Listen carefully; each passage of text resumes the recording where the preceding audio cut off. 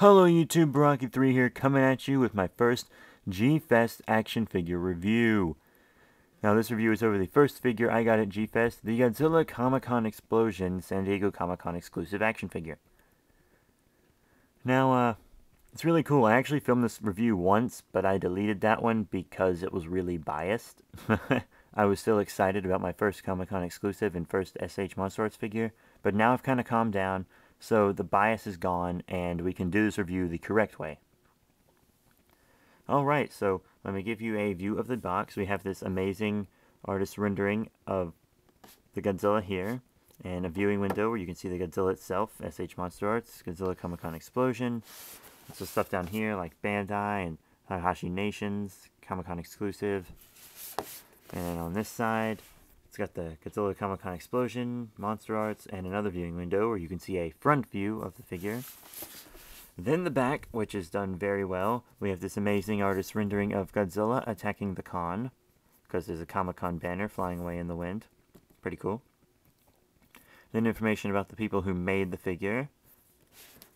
Then the picture continues on this side with his tail, and it says SH Monster Arts and Godzilla Comic-Con Explosion with Gojira in Japanese.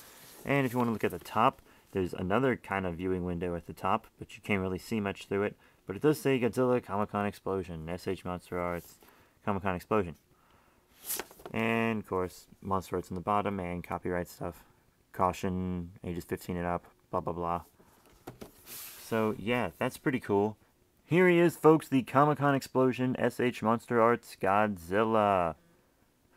Yeah. Pretty fancy. Now, as I'm sure most of you expected, he is the same exact mold as the regular SH Monster Arts Godzilla. So, if you're not like super crazy about Monster Arts or just a huge Comic-Con exclusive collector, if you already have the regular Monster Arts, this guy's not too necessary to pick up. So, yeah, because they have the same articulation and whatnot, I suppose. But, yeah, first let's take a look at the detail and paint job.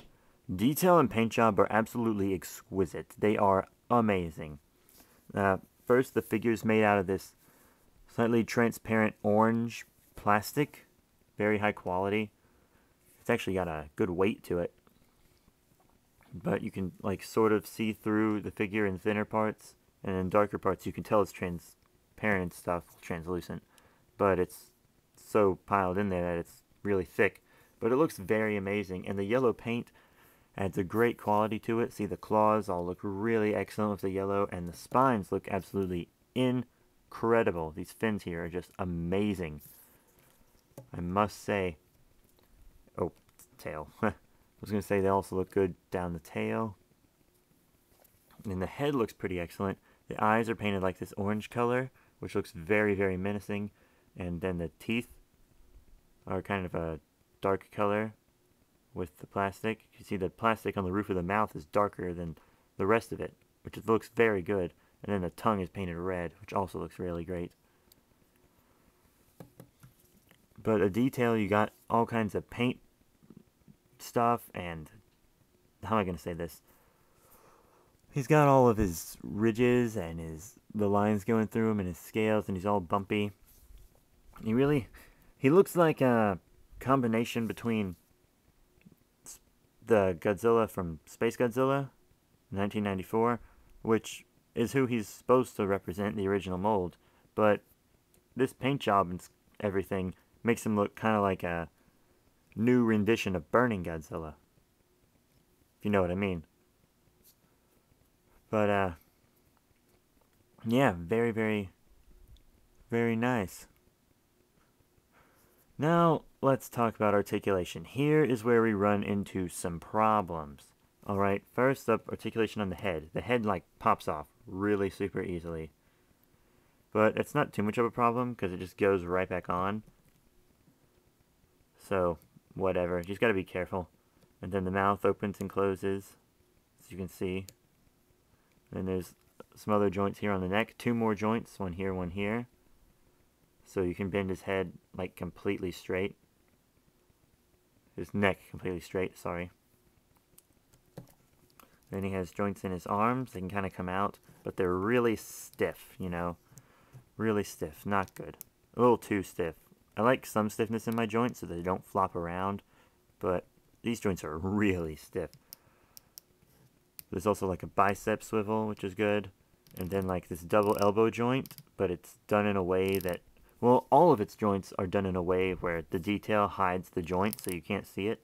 So the figure looks even more accurate to the character. And then the hands are on a ball joint.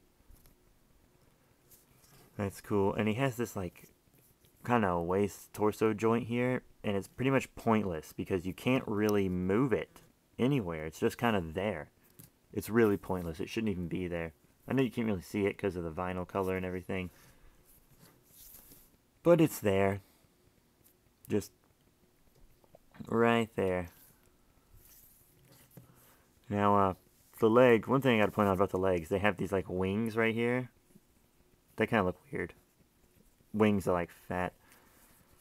But the legs can kind of come forward a bit. Not too much. They can kind of come out and stuff. And then like a double knee bend-ish thing, but you can't bend it back too far because it'll like, I don't know. But it can also rotate in all of those articulation points. And there's another articulation point below the knee. Right here. And then the feet are also articulated. Oh, they also have detail on the bottom of the feet, by the way. And now, also, what I know you've been gawking at, this tail has a ton of articulation points all the way down it, all the way to the tip. Like, the articulation stops here. The tip isn't covered up, but there's articulation all the way down, so you can just kind of move the tail into a good position without a wire, because, you know, a wire can eventually tear up the tail. But these articulation joints, just a ton of them. They're really, really nice, actually. But some of these, like, can get turned out of place. You see that? So you gotta just keep them in place while you move him around. So, yeah, that's articulation and detail. So now how about we get into size comparisons? Assuming this guy is more closely based on Burning Godzilla, I'm going to compare him with my Bandai Creations Burning Godzilla and Destroya. Now, as you can see here, he's actually about the same height as the Burning Godzilla, but the Burning Godzilla slouches a lot. So, I'm not really sure what to say on that. And then I actually think he's pretty good with the Destroya, to be honest, because Destroya is a, you know, big guy. So I think that, he and the Destroya look great together. Let's compare him with a Godzilla monster that's not from Bandai Creations. Let's compare him with the Toys Dream Project Titanosaurus, who I actually like a lot better than him, just to show I'm not biased. Yeah, I think the scaling's not half bad either, because Titanosaurus was a really tall monster, so I actually think that's fine. And then, over here we have someone from another franchise, the Memorial Box Gauss, Showa Gauss. And I'm thinking maybe Godzilla should be a bit taller, like here, to be honest, because it's Gauss. So, despite its flaws, the SH Monster Arts Comic-Con exclusive Godzilla here is actually a very nice figure. I feel like they put a lot of articulation points in it, but lots of the movement of those joints was sacrificed because they were trying to hide the joints. But, you know, most of the adults that buy this figure are either going to use it for stop motion or display. Personally, mine's for display, and it's going to stay in its box. Just because, you know, don't really want to mess up my Comic-Con exclusive. And I really like the box. Just saying. But he is really cool. I really only suggest getting him if you're really in the Comic-Con exclusives, or if you just really like this Godzilla. Otherwise, you might want to get the regular SH Monster Arts Godzilla. Just saying. But, yeah, I'm going to give this guy 4 out of 5 stars.